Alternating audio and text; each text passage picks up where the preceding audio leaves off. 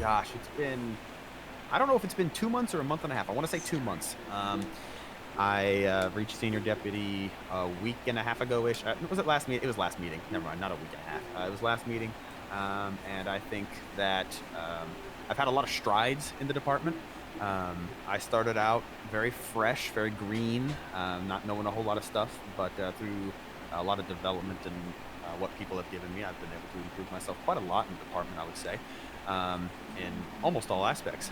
I started out, again, like I already said, very green, and I was able to learn a lot from people like Wildman, some of yourselves, McDougan specifically as well, of course, and I just, grew. Specifically, though, I'm in a meeting. Please stop calling me. I've denied your phone call 4 times. Specifically, though, to copy out on some achievements, I've been in. I might have messed up my count, but I think I've been in 9 shootouts at this point. 9 shootouts. Survived 7 of those. Stayed up through 7 of those. Have apprehended numerous individuals successfully. Have had many chases go very positively for me. And I want to say that I have a very good relationship with not only people in the officer corps, but also in a bit of the civilian and I guess you call it the criminal world. And I hope that my reputation has kind of proven that through my interactions with those people. To talk more about specifically what we want to talk about, though, which is training, I think I can be a very good teacher. In my previous experiences in teaching, just as a person, I know how to articulate things in ways different people can understand. I can be wordy, but I can also try to make things short and concise if I just take a second to think about it, which I think can help all types of learners, and more specifically help new probies, especially the ones that we get that are very green, which I've definitely seen struggle nowadays. The ones who are super green, they don't get, sometimes they get a little under the rug treatment, and that needs, they just don't know how to do very basic things that I think we see crop up in our meetings every now and then. Be like, hey, this is something that seems very basic. Why are we talking about it? Oh yeah, because a bunch of people weren't actually trained on it. And noticing those things helps me know, okay, yeah, let's articulate that to people. And if I would be training someone, then yeah, that's something I would say to them. Having that type of awareness helps me do that. I want to try to see what else would actually be good for you guys to talk about. Well, I have a question to go on with this. Yeah, sure. What are your goals? Your long-term goals. Long-term goals, obviously, progressing in BCSO is my number 1 goal right now. I really enjoy the community we have there, and the command structure people that we have in place. I enjoy everyone there. I have beef with no one. Everyone is awesome. So I want to keep moving forward with BCSO as my long-term goal, working my way up as I can. But as for very specific long-term goals, I also want to reinvest into our younger probies, doing that by trying to become an FTO. So that's definitely something there. And I think that that's something that I really want to try and be. How do I want to put this? Some people join a subunit, like a wildlife or canine or something like that, and they really they hit that one hard and they go for it hard. Or like your CID guys, they go CID hard, and maybe they're not always on. Maybe they're never on patrol. They're always doing CID stuff. That's obviously not what I want to do, but I would want to do something similar to that with FTO. I'd want to be very involved with the program and helping its development for training our wonderful probies. I think that's kind of my calling, if you put it that way. I think that is kind of one of my things that I would be very good at assisting with down the road as a long-term goal. Yeah, if that kind of answers your question. I've got a question. Yeah. Oh, so one. So I believe it was 2 nights ago.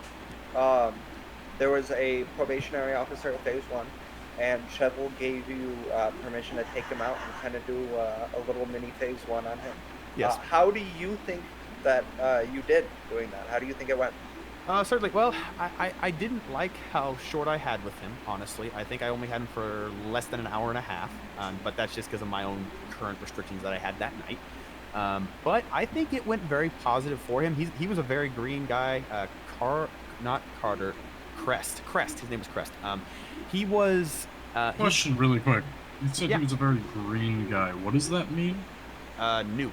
Just not very tamed under the sun yet. He was very that was a weird saying I just made up. He was very not understanding of the very basic things of not only I guess the city but also of just how police work works in general. Follow-up question: what color is somebody who is not green? Yeah, plain. So, No. No worries. All right, you I can go plead the back to fifth. McDougan. You can go back to McDougan's question. Yeah, for sure. But no, I said McDougal, keep normal. going on that one. Not soy. So basically, we went out. He was following me around. We got actually into two separate shootouts. One of them I don't count because it was a wizard, but you know, it was a shootout still. And he was very good there. But while we were not in those, we were very talking about a bunch of different policy and things like that. Mainly the important hit home things. That we want to drill in from day one. You know, you want to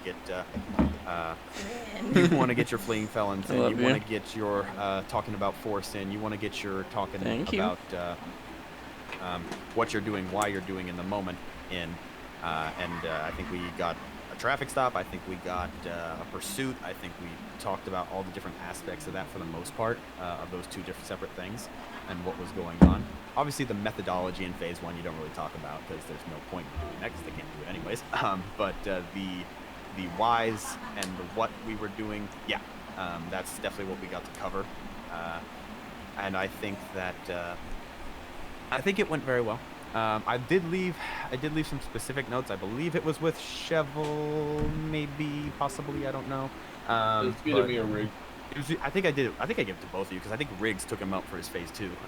But I think that he was able to gain a deeper understanding from that of like how things actually move in the city. Because you know when you're just kind of new, you don't see how things move. You barely see a person sometimes if you don't know where to go. So, but yeah, is there any other specific question on that? Oh, good here. I have another question, if I may, Shovel. Absolutely. All right, so I have a few questions. You want to be a field training officer. This goes over the SOP. I'm going to ask you some very specific questions regarding our SOP to see what you know, because you're supposed to teach it. Is that all right with you? Yeah, that's how it's supposed to be. I mean, all right. I expect your answers to be immediate. They should not require a ton of thinking because I don't want you cheating. Well, that would just be me. All right. Question number 1. What instances before you ask your questions, Horn, if you don't know the question or need more time on it, you can request it. Star can either give you the time or not. If you don't know the question at all, just say I don't know. Okay. All right. What instances, besides automatic weapons being present, can we deploy patrol rifles? Answer. Okay, cool. Patrol rifles, class 2s, as we often call them. Basically, other than them being present, is what you said? Yes, and also patrol rifles are under class 3. Okay, cool. Something you didn't know, because everyone always calls them class 2s. But as you were saying, stupid. Yeah, everyone is stupid. Dang, I've been swindled by the culture. But to answer your question, there are about, I want to, the number I'm remembering correctly is 3 total, 3 or 4. And one of them is a judgment decision. Lots of officers down is, or depending on how many officers are in the city or present, officers being down where we need to crack them out is often a situation that'll be called by a supervisor or the scene command, preferably someone of ranking, even if the scene command is not of ranking. The other instance is going to be where there are certain robberies. I cannot list them all off on hand. I can list some of them off on hand, but not all of them, where they are allowed to be out.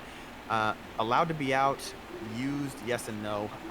Vangelico, both of the savings banks, artifacts. There's another one. What are both of the savings banks? That's going to be Polito Savings Bank and the one in city. I cannot remember the exact name of that Referring one. to the Pacific Standard Bank? Pacific Standard. Thank you very much. And that does not apply to the Fleeca banks, which people often get confused with for some reason. I've seen someone do that one before, not the Fleeca.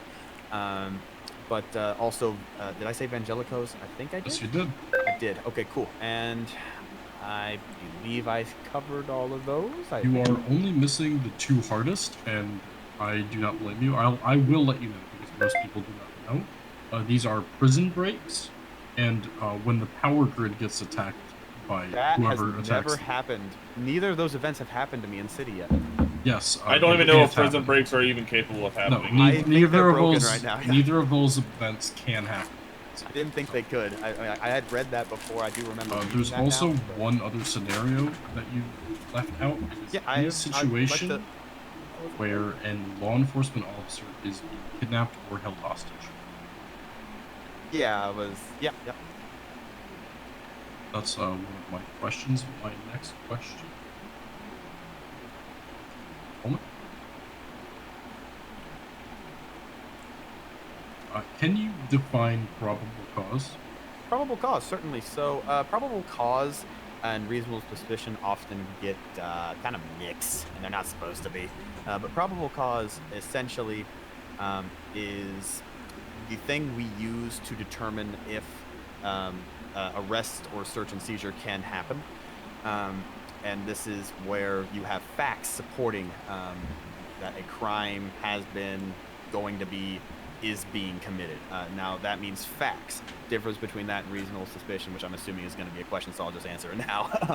Is going to be reasonable suspicion being you don't necessarily have facts, quote unquote. It's more of intuition, your hunch, and you want to act on it. So you can, and the only thing you can do with reasonable suspicion is detain people. You can't actually search or arrest, but you can also kind of keep going from there. If you get enough to result you into the probable cause territory, then you can act. And excuse my long answers for this. I know you kind of want short. I know you might want short and sweet, but I'm trying to explain it in a way as I would as maybe to a probie, just to try and show my phraseology there.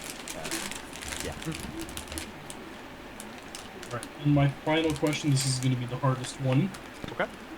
Are you aware of Pennsylvania versus Mims? I want to say I think I am, but I might be thinking of the wrong thing. Try your best. All right. So I believe that Pennsylvania versus Mims is to do with when you are on a traffic stop, and where if you deem that the area is unsafe, like for you to be outside, for you to be like standing so close to the street, maybe next to their car, because just maybe they're close to the road, it's an interstate, something like that, you can have them come outside of the car for the traffic stop. All right. I need to speak with Shovel really quick outside. Shovel. Okay. Everybody just hold on. Everybody be happy. I'm being happy.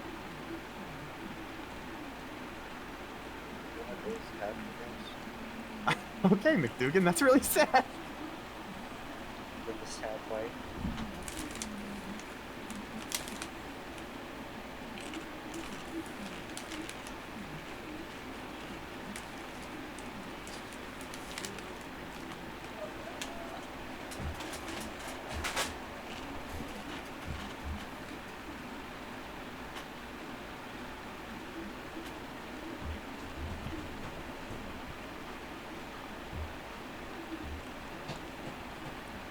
Gotcha.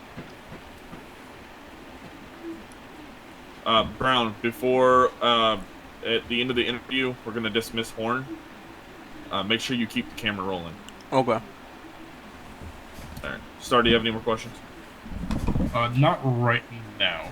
I think we can go over some basic questions if you have. I have a question. Good. All right. So say like you are training someone. So say you are a field training officer and you're in the middle of training somebody. But they do something that's against policy, and you remind them, hey, you can't do that. What would you do if, they kept going on and doing it? After you told them, a few, like 2 or 3 times, hey, you can't do that. What would you do if they kept doing it? Well, most likely I'd terminate the training. I'd not continue with what we're doing. Depending on what phase they're, obviously that's going to mean different things. But I'm going to have to go find a supervisor at that point, either a corporal if one's there, sergeant if one's there, just depends. Let them know, see how they want to handle it, and move on from there. Okay, to touch on that, what could mean immediate termination for a probationary? Immediate termination. There's a lot of things that can mean immediate termination for a probationary. Well, I'm looking for something very. You might not know as a supervisor. I'm just kind of curious if you know. Well, there's something that can happen if, like, for instance, the situation that Brown just put out to you, it does go to a sergeant. If a decision is made by the supervisor command and all that about this individual, this probationary, okay. What is something that could happen by command that the sergeant or the command could issue that would firing. That would require a firing? Yes. Okay. See, the one that sticks out in my head is the one that I was told as a probie, and that is getting in an accident as a probationary with a civilian, and it's your fault. Someone told me that one time. I'd never been able to verify that. That is not true. Yeah, someone told me that. It's like, yeah, that's ground for getting fired. They said that to me under the mouth. I'm like, okay. Doing anything wrong as a probationary gets grounds for fire. The answer I was looking for was a strike. A probationary. Okay, fair enough. So it's not necessarily that they ran over somebody or got in a collision that's going to get fired. It's getting an actual strike. It's getting a strike. So if the supervisor on duty is told about this, he responds. He does his little investigation. He talks to a lieutenant or whatever. Determines that it's a strike. And if the decision comes up that it is a strike, strike is the grounds for termination. Now, the reason the strike is, like, for instance, for an example, I don't know his badge number now, but he just got promoted to Phase 4. To a full officer out of Phase 4. He was driving... Colt, yes. He was driving a vehicle the other day, unmarked. I was there for that, yeah. Originally, my decision was I was going to strike this individual, which was going to get him fired for it.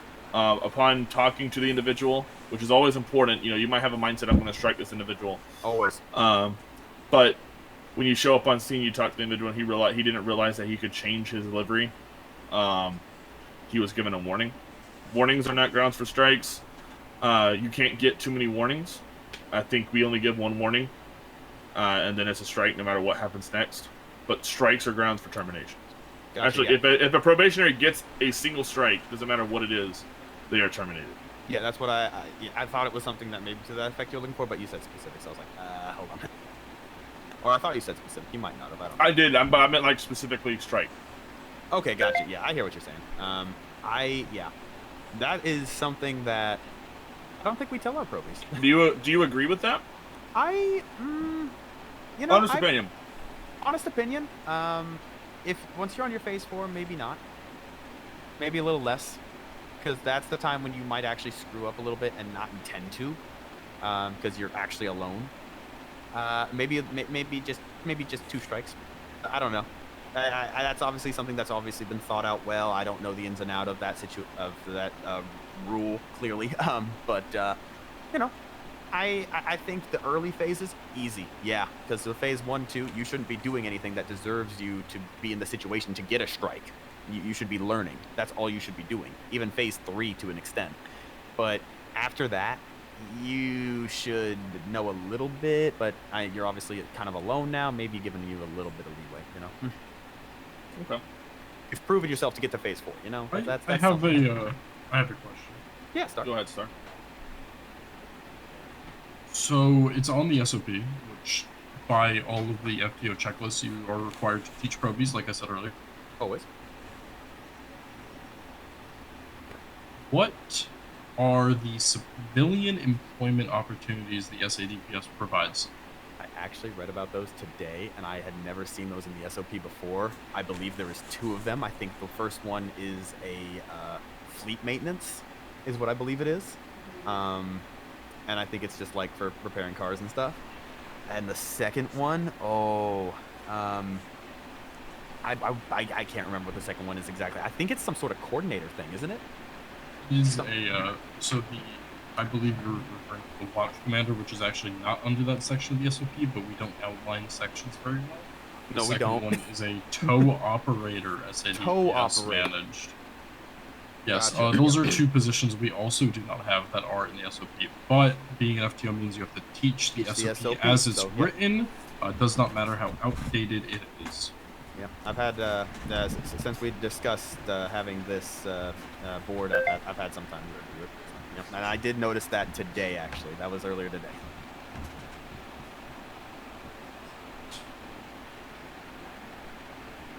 McDugan, Alright. do you have any questions? I bet McDougan does. I would have to think a little bit more. Give me a sec. I think I have one that we have to ask. Okay. Why? Why? Yeah, why? Why Why are be an you FTO? here? Yeah, Why why am are I you in here? this room? Why do I want to be an FTO, or why am I in this room? Both are the same. They are the same. Okay. Well, I want to be an FTO to, help train the younger probies. I think that nurturing new minds to the city and showing people the ropes is a very enjoyable experience. I think that as if they're involved in it, you get a very huge reward, just a self reward from teaching someone something and then seeing them do it. That's just kind of a nice self reward to your oneself. And I also think I'd be very good at it for this department. And I think that I have taken the time to learn our ways. And obviously, there's always going to be gaps, but because you have your niche situations. But I think for the most part, I have learned and mastered the proper, the hard, fast ways of the department. And yeah, and I think just really just getting the reward of teaching someone how to do the job is why I want to be here and why I want to do this. All right, I got a question. Yeah. So how do you think you do on paperwork? And to touch on that, do you have any reports that you would specifically like to show to the board here to show that your paperwork? Sure, certainly. My paperwork is okay. It depends on the situation. If I feel when I do paperwork, I don't do it like I speak. I'm pretty short and sweet to the point. But I don't do that to a point where it's not specific. So, I believe there was a Vangelico robbery. I don't know if it was a week ago or what now. You can pull your MDT out and yeah, give let me us take a look. report Let number. me look real quick. I'll find you a number. What was the name? I think Fred was there. Yeah, 1767. I do like this report. 1767. Fred Outlet Vangelico robbery on July 29th, 2023. This I like. If this. all of us could, once you said 1767. Yeah, 1767. Okay. If all of us could bring our MDTs out real quick and take a look at this. Yeah. So this was Can very you repeat the number? 1767 Fred Outlet Vangelico robbery. The report was filed by Bauer, but it does show when I open it here that it does show Horn did write some Yeah, stuff in he was the one who booked this. There was 7 individuals involved with this, or 6 or something. I don't remember. So I only booked like one guy, but I was primary in this situation. And if you want me to speak to this whole situation, I can, or we can just talk about the report. Let us read it through real quick, and then we might bring some questions up about your report. Okay. Okay, cool. So all of us, let's take a couple seconds here, a couple minutes, and read through the report. If you think of any questions at any time, go ahead and ask them while we're reading. Well, I have 2 questions. Yeah. Go ahead. First one, what is the unit limit? So what's the max amount of units you can have on a Fleeka bank robbery? Fleeka bank robbery? Yep. I believe the number for Fleeka is 4. I don't know if that changed or not recently with everything else. Okay. And then the second one is, do you know what the no zone is? The no zone? Yes, the no zone. Death zone. The don't go zone. Never enter zone. In a Commonly department? known as the kill zone. When you're on scene of like a Fleeka bank and all that, where is the kill zone? Where is the area that you do not want to position yourself, vehicle, or anybody else? That's not what we're talking about, Shovel. Oh, Yeah. what are you guys talking about? The never goes. It's a spot that you should never go, no matter what. Let's see if he answers, and then we'll give him a hint. Sorry. I've never heard this ever referred to. I'm sorry. No worries. Your FTO was bad. You should be fired. forever. That fire Wildman, McDougan, and Nope, fired. I think Jason. I think Jones. I think he did something. Dude, then how are you asking him a question you didn't fucking teach him? I didn't do that part No, of his training. No, you did not do that part. Clearly, I guess I've never heard of the no zone before, or at least I've never heard it found on a referred to as traffic stop. Yeah, does that help? Oh, I was still on the Fleeka Bank thing. Okay, I understand what you're talking about. Yeah, you definitely should have been taught this. I mean, I know on a traffic stop you don't go on the left side of the car.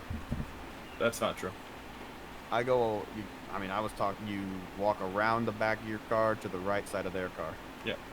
Ooh, you go that route. If you want to go to the passenger side of the vehicle, that's how you do it. But where do you not go if you want to go to the right side of the vehicle?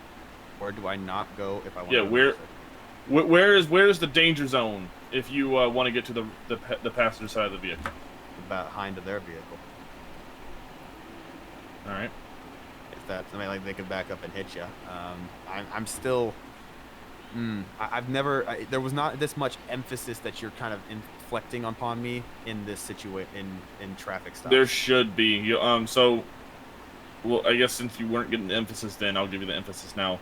Like you said, if you walk between the front of your vehicle and the rear of their vehicle, and you pass through there, and they, let's say, they realize that you're the only one there, you haven't had backup yet, that they can just run into you, cripple your legs, and then, which would halt your response time. Okay, if they so were to take off. I was correct.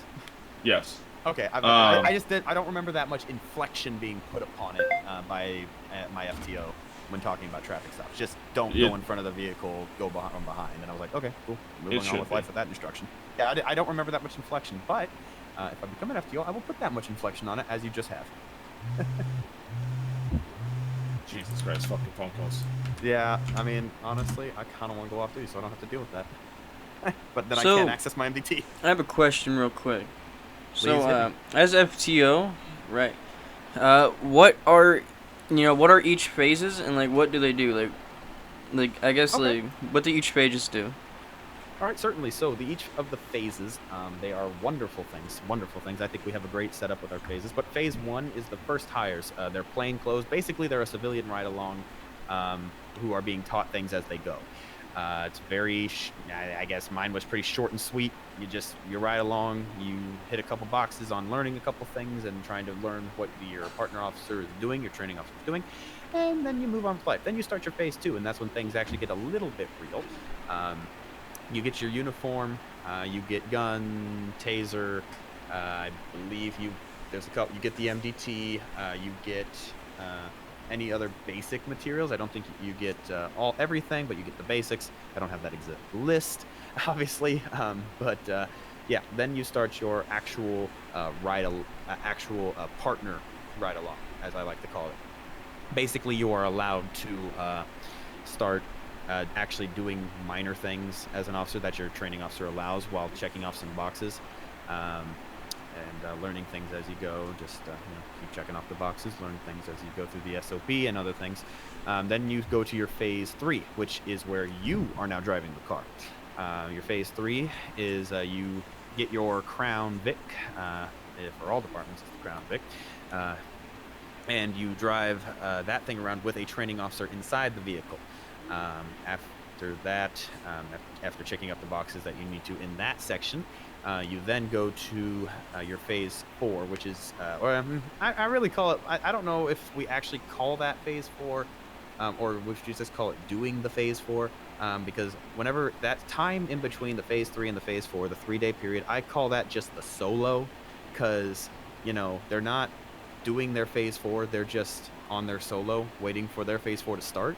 It's just what I consider that. I don't know if there's an actual better naming for that, and you can correct me later if there is. You start your phase 4 as soon as you start your phase 4. So the way So it your used phase to be, 4 has the 3-day cooldown, is what you're saying.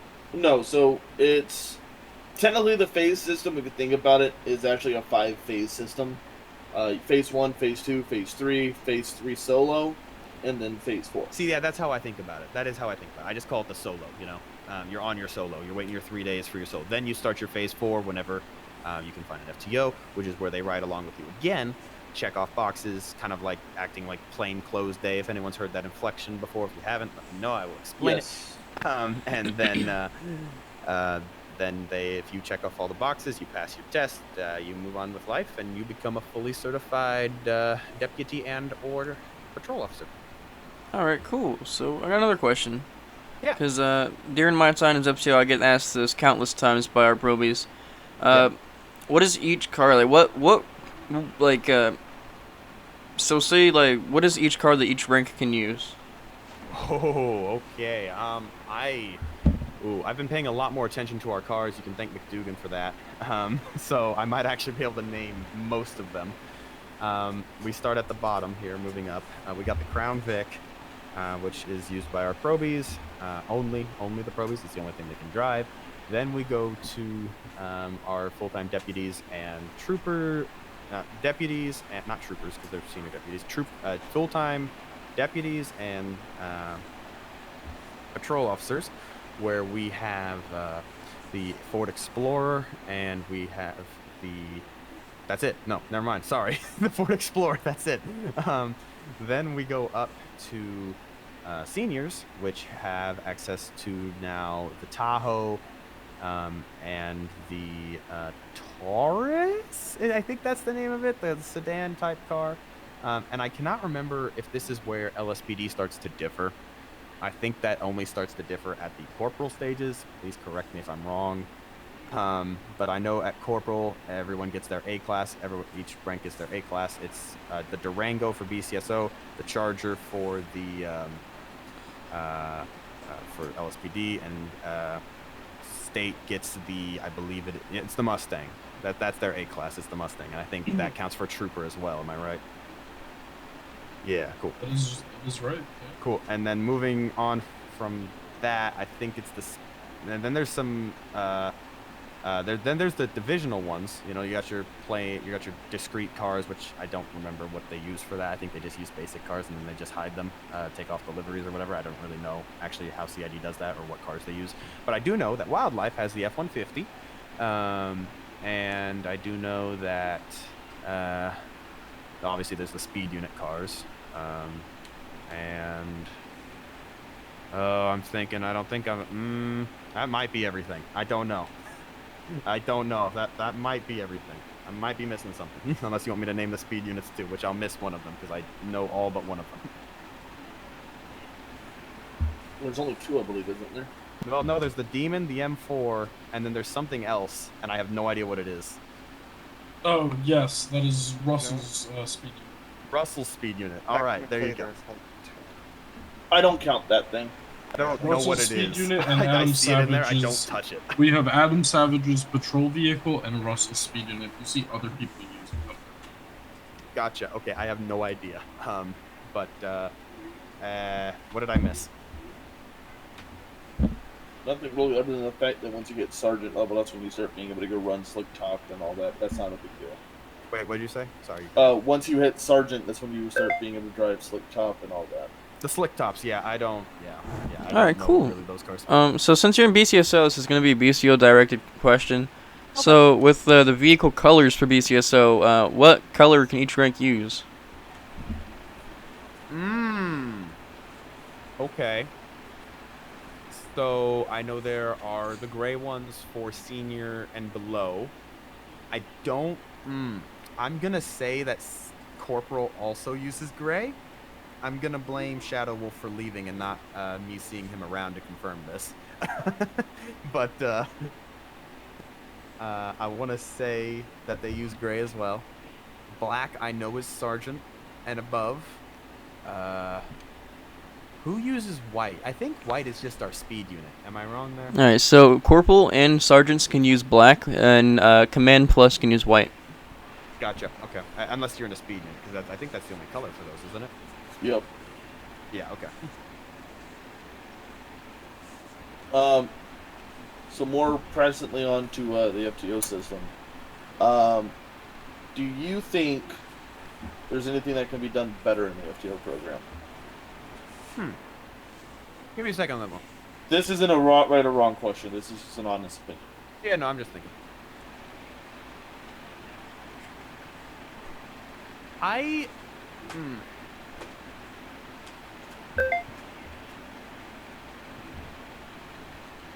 And need while to form. he's Go thinking ahead. the answer, guys, let's start moving into scenario questions. I need to. I want to look at it more because I don't. I mean, I get the reasoning behind it, but I'm not sure how I feel about it. Really, I really need to take a deeper time to think about it.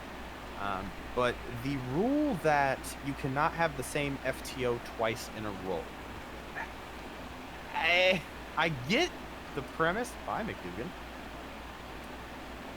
I get the premise of the idea there. I feel like it Do you doesn't. need me, McDougan? Oh. Oh, okay.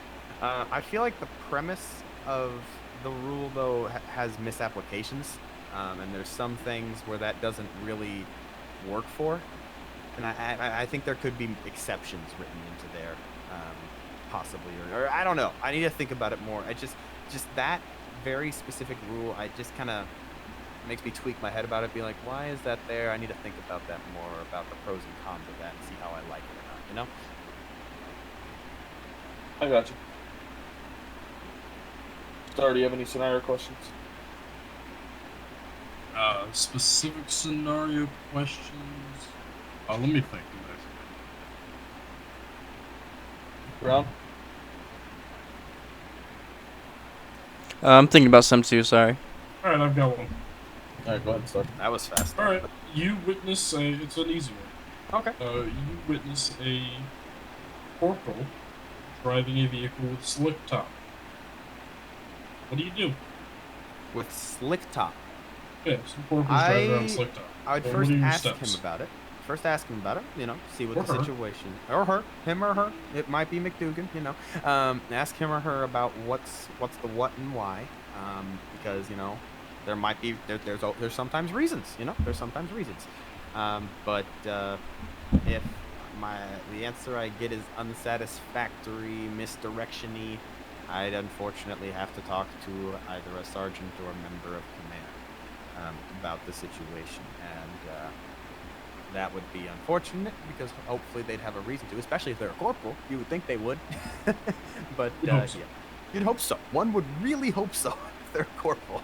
But yeah, I think that answers your question. Brown, you're up. Okay, so what if you see a supervisor treating an officer or probational officer, wrong, like you just like witness him like sitting there just screaming his ass off at him or her ass off, or like what would you do if you see a supervisor plus treating someone wrong? Well, I mean, in the moment, there's not much I can probably do. If I can try and direct the situation away, diffuse, I probably would, but not overstepping my bounds with the supervisor. You want to be very tactful in situations like those. So very carefully try to just maybe take the probationary somewhere else, de-escalate, just the basic diffusion methods that we use on patrol work in those types of situations. But not overstepping my bounds by trying to depress authority onto the supervisor. That just don't work at all. That would just turn his fire onto me. But then afterwards, that would probably have to be a document sent to IA later if it was found unsounding. Now, sometimes, they might deserve the ass chewing they were getting. Sometimes that's true. But it sounds like for the scenario you're describing, that's not the case. And that would probably have to be a conversation with either higher command or with an IA representative. Okay. I heard IA. Shovel, your turn. Yeah. Yep, we're talking about you, McDougal. So let's say you're on patrol. Let's put you in a position of you're an FTO. You're with your probationary. Okay. It doesn't necessarily matter what phase they are on at this point. They ask you a question and you just don't know the answer to. What do you do? Well, I'm going to try to find the answer, and there's going to be questions that I don't know the answer to. I think I've failed to answer maybe at least one or two questions that you guys have thrown at me. But that's the thing about me, and I wanted to touch on it on a question where I really was stumped, but you haven't thrown one at me yet. Please do. But I know how to find answers. Answers and like it's not the most difficult thing to try and actually put effort to finding answers. That's where people give up. They're like, oh my gosh, I don't know what this is, and they give up, and that's when people fail to learn. Like finding an answer for someone isn't that hard, and just requires a little bit of effort, sometimes a lot of effort, but usually just a little bit. And you can find the answer you're looking for and get the help you need. And that's not something I'm embarrassed to do. A lot of people find that embarrassing to ask questions and be like, how the heck do I do this? Or to try and figure something out. They'll be embarrassed, so they'll just stow it away and hope it never happens. That's dumb. You want to ask your questions, and whether to directly answer you, if there is a probationary that's asking me a question, to hopefully I'm able to either find it in the SOP, or I'm able to find a higher power that would be able to answer that for me. Because I wouldn't have a problem asking a question like that to someone. All right, do you have a scenario question? Nope. Well, actually, you know what? I got one. Sure. All right. So, you're driving around. You're doing a Proby's phase 2. Phase 2, You know, okay. You still got a decent amount of items still on the checklist. You're by no means done or ready to pass into phase 3. And your Proby asks you straight up, hey, can you pass me to phase 3? You say no. And he starts nagging you about it, saying, hey, I think I should be passed to phase 3. Can I be passed to phase 3? What do you do? Well, there's a lot of different methods I can do that. Depends. If I know this Proby well, I know they're just messing with me, and maybe I mess back with them a little bit. We have some fun. That's fine. But on the more serious side of which I believe you're asking, if they are very genuinely nagging about it, there's a speed car. If they're very genuine, I just drove by there, sorry. If they're very genuinely asking about to try and, or genuinely nagging, excuse me, that might be something I'm gonna have to be like, pull over the car, look at me in the eyes, listen. Listen, we got the stuff to check off. I want to make sure you're doing this all correctly. I have your best interest in heart. Passing you now is going to harm you more than it's going to help you. You need to learn these things, and you need to experience these things. So we're going to do it. We're going to move on. You're not going to say it again, or you're going to go find another FTO. And there you go. That'll hopefully shut them up. All right, another good question I would have here is, are you comfortable with telling somebody no? Very. Do it to criminals all the time. Can I leave? No. I mean, that's kind of a nonchalant answer, I know. But it's very easy to be no to someone. Now, obviously, there's going to be special circumstances with a relationship or something where hopefully you can avoid situations like that because you have a mutual respect for each other, that someone wouldn't ask you a question where you have to say no to them. But as a strictly professional basis, it's very easy to say, nope, we're not going to do that. Nope, we're not going to go there. Nope, you need to stay in the car. It's pretty easy to do that for me. I know for some people that's a struggle, but for me, no. Okay, so I got another question. So say you're in a phase 3 with a probation officer, and say, what would you do if they're abusing their ELS, their emergency light system, they're violating traffic laws as well as violating the travel speed limit? All right, sir. I would want to take them out of service for a little bit. Not obviously not out of the car. Just go out of service, not respond to any calls for a little bit. We'd have a conversation. If I couldn't do it with shorthand, be like, hey, make sure you're respecting these things. If I couldn't do it with shorthand, they need a longer explanation. Which hopefully they would just listen with shorthand. A lot of people do be like, oh yeah, sorry, I'm used to. My cousin's used to doing all this, so I'm not used to this. Which I have actually heard someone say that before. But in most situations, if it's actually just like, no, screw that, man, then I'd want to pull them over and take them out of service for a little bit, to have a deep conversation with them about, hey, this is why we do this is why we follow, and this is when it's appropriate to use these things. Maybe not outright accuse them of doing it, just try to re-explain the whole system to them. Then we'll keep going after re-explaining when the code 2, code 3 is acceptable to use, and when they should just be code 1 and around. And if there's still problems after that, well, then then we'll try to actually get some reasonings for why he does certain things out there, and maybe hopefully that'll help him see the light. If not, we go from there. Does anybody else have any other questions? We need to cut this short here shortly. Yeah, I think We have been here for a little bit. Go ahead, Star. I think I'm good. Everybody else good? I am satisfied. Horn, do you have any questions for the board? Yeah. What do you? How have I done? No comment. We'll Present We'll time. find out I later. thought that was a fair question. It is, but Yeah, it's, we've all talked that the we, response to this board meeting will be mailed to you in a few days. Fair enough.